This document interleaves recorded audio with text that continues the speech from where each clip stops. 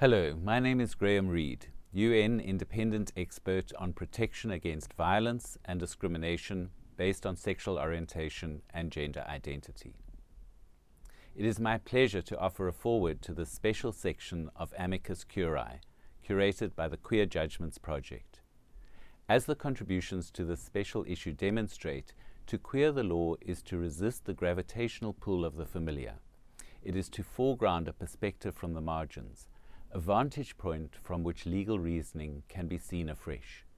Queer scholarship and activism have long insisted that law does not merely reflect social norms, it can also serve to reproduce, police, and constrain.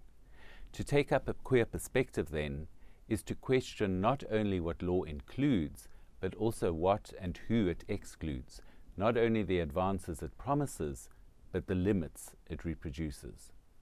This special issue emerges at a time when, in the face of escalating anti-gender movements and in the midst of an authoritarian turn, the best that can often be hoped for is to hold the line, in a context where even hard-won gains are vulnerable to reversal.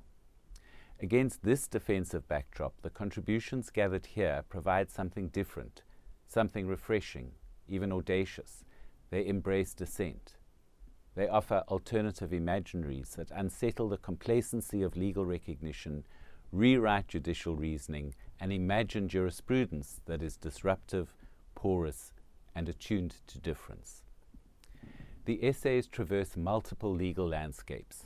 One contribution analyzes the Elan Kane case, in which the Supreme Court of the United Kingdom dismissed an appeal to recognize non-binary identity, leading the author to argue that legal subjects are constituted through, in their words, frameworks that reward conformity and penalize difference.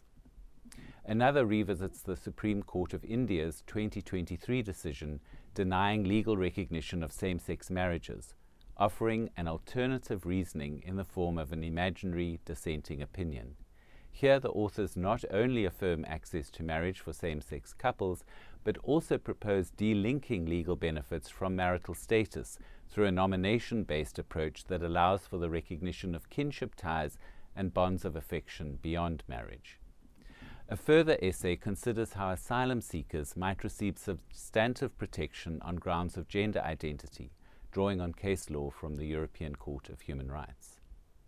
In Brazil, where courts have played a pivotal role in advancing rights for sexual and gender minorities, one author provides a critical reading of the normative assumptions underpinning the Supreme Court's landmark judgment on same-sex unions.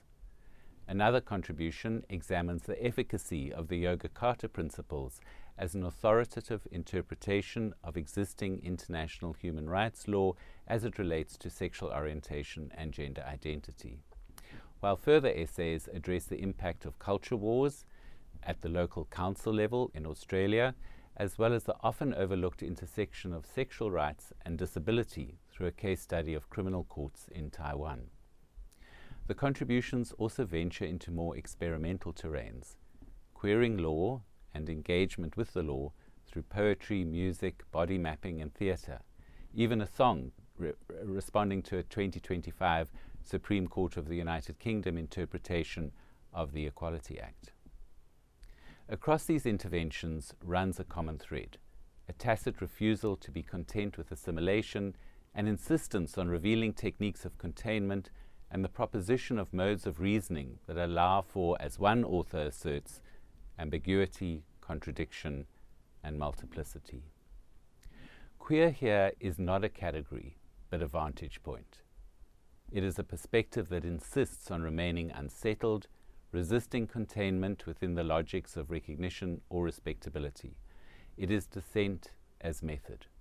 It is the conviction that law can be otherwise, and that by occupying its texts and judgments differently, we make visible both the exclusions it can sustain and the possibilities it may foreclose. In doing so, this project builds on and extends a lineage of queer critique.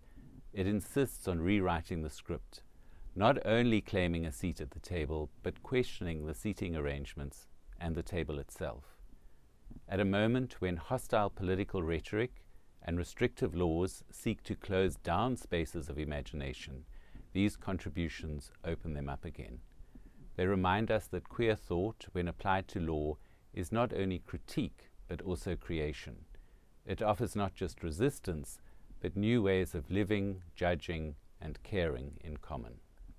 The Queer Judgments Project is thus more than an academic exercise.